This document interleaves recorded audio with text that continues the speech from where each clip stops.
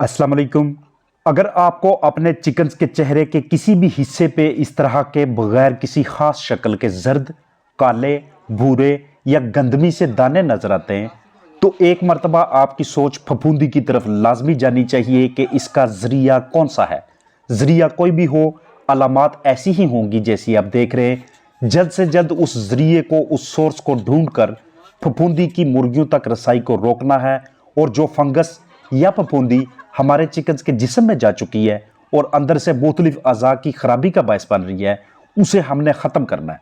Fungus का, फफूंदी का जरिया नीचे की जानब मौजूद बिछाली भी हो सकती है, फीड भी हो सकती है, हैचरी के जरिए, या कोई ऐसी चीज़ खाने से कि जिसके ऊपर बहुत ज़्यादा फफूंदी लगी हुई थी।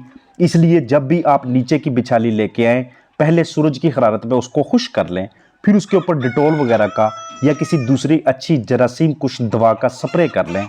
यहाँ पे इन चिकन्स के लिए फंगस का, फफूंदी का सबसे बड़ा जरिया इनकी फीड है। चाहे ये पीछे से ही इसी तरह से ख़राब आई है या यहाँ पे इन्होंने अपने पास लाके उसकी जहीरा अंदोज़ी ठीक तरीके से नहीं की।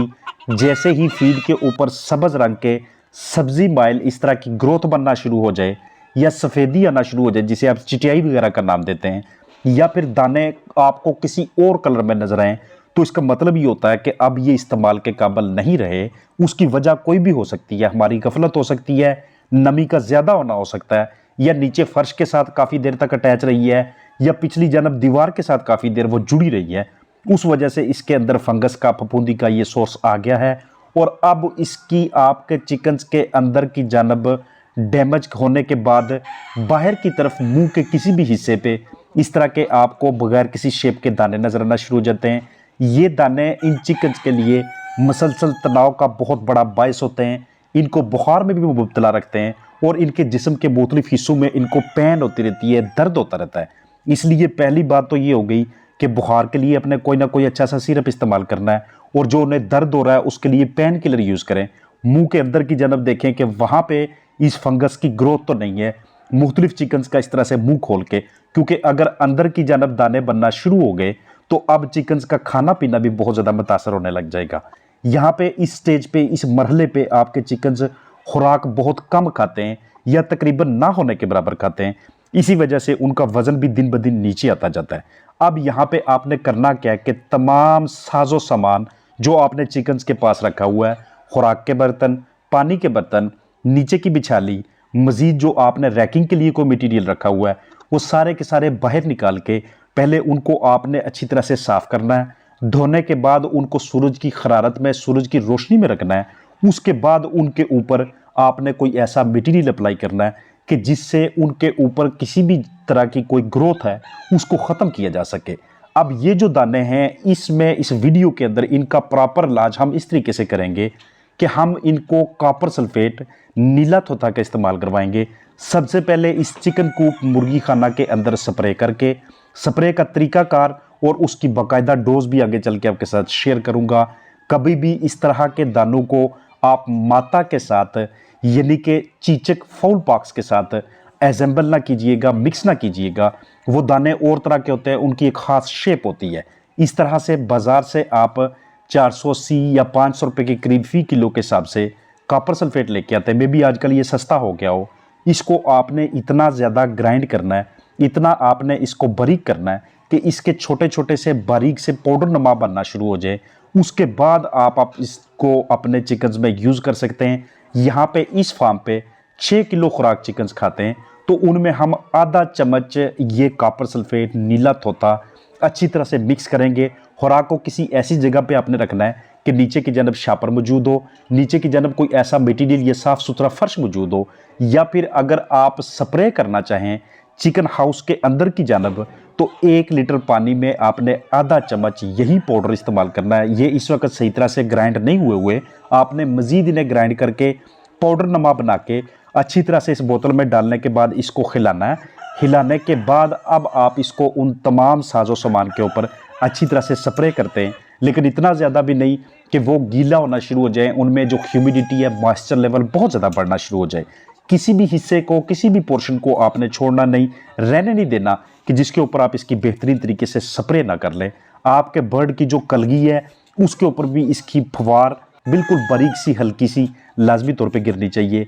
ये उन दानों को आस्ता आस्ता स्कैब में कन्वर्ट करवाता है और आस्ता आस्ता वो वहाँ से ख़त्म होना शुरू हो जाते हैं। बिछाली को नीचे से सारे का सारा उठा के आपने बाहर धूप में रखना है। वहाँ पे उसके ऊपर आपने कोई जरासीम कुछ दवा का भी स्प्रे करना है और ये नीला थोथा कॉपर सल्फेट का स्प्रे करके भी यकीनी बनाएंगे कि हमने बाकायदा तरीके से डिसइंफेक्शन कर ली है, हमने बाकायदा तरीके से फंगस के सोर्स को ख़त्म कर दिया है। और इस तरह की ग़िज़ा, इस तरह की खुराक अगर पीछे से आपके पास को फंगस का ज़रिया आ रहा है फीड के साथ, तो उस फीड को आप फौरी तौर पे तब्दील करेंगे।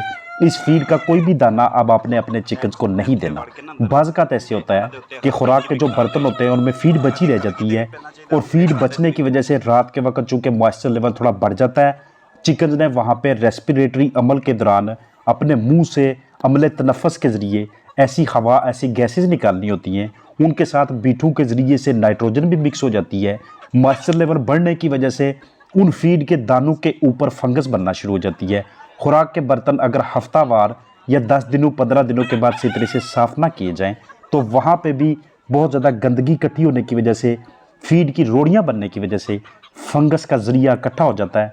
ख़ास तौर पे बरादे को इस वेदर के अंदर बेहतरीन तरीके से मैनेज करना ताकि आप अपने चिकन्स को इस तरह के किसी भी सोर्स से दूर रख सकें जो आपके चिकन्स को फंगल ग्रोथ की जानब लेके जाए, जो उनको बाद में रेस्पिरेटरी प्रॉब्लम्स में मुब्तला कर ले।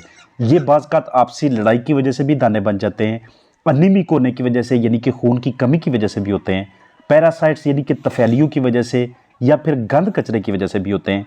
लेकिन यहाँ पे जो बेहतरीन फाइंडिंग है वो ये है कि ये फंगस के किसी सोर्स की वजह से हैं। इसलिए आपने हमेशा फीड के इस्तेमाल के हवाले से, बर्तनों की सफाई के हवाले से, चिकन जहाँ पे रखे हुए हैं वहाँ पे गिरदोनवा में या अंदर की जानब सारे माहौल के हवाले से हमेशा अपने एहतियात बरतनी है। आपको पता ही है कि जिस वक्त कोई ऐसा फल या हमारे पास सब्जियां या रोटी जो बासी हो जाए, उसके ऊपर जब ग्रोथ बनती है या जब फल या सब्जियां खाने के काबिल नहीं रहते, तो वहाँ पे ऊपर की जानब जो मटीरियल होता है जिसे हम देख के कहते हैं ये कि गलना सड़ना शुरू हो गया है, इसमें अब काफ़ी ज़्यादा जरसूमें होंगे, तो उसी को हम फंगस का नाम देते हैं। वही फंगस इन चिकन्स को भी मुतासर करती है। बीठें इस तरह की होंगी जो चिकन्स फंगस की वजह से मुतासर होंगे। तो ये कुछ इस तरह की पहचान है, अलामात है, साइंस एंड सिम्टम्स हैं कि जिसके ज़रिए आप बेहतरीन तरीके से तशख़ीस करने के बाद एक बाकायदा रास्ते पे चल के अपने चिकन्स को बेहतरीन ट्रीटमेंट की जानब लाते हैं। तो इस पूरी वीडियो में मेरी ये कोशिश रही है कि आपके साथ शेयर कर सकूं कि अगर आपके फ्लाक में फंगस का कोई सोर्स आ जाता है, सोर्स कैसे ख़त्म करना है और जो इफ़ेक्टेड मुतासरा चिकन्स हैं उनकी ट्रीटमेंट का आगाज़ कैसे करना है। और ये जो भी मैंने आपको ट्रीटमेंट बताई है खुराक में इसको मिक्स करने की कॉपर सल्फेट को और स्प्रे करने के हवाले से, ये आपने लगातार 4 से 5 दिन जारी रखनी है। आप कॉपर सल्फेट को सिरका के साथ भी मिक्स करके दे सकते हैं। उसके लिए आप क्या करेंगे, अगर 50 किलो का बैग है तो 200 सीसी सिरका, 16 ग्राम कॉपर सल्फेट मिक्स करके ये आप अच्छी तरह से खुराक के ऊपर स्प्रे करके चिकन्स को ऑफ़र करेंगे। अपना ख्याल रखिएगा। अस्सलामु अलैकुम वरहमतुल्लाहि वबरकातुहू।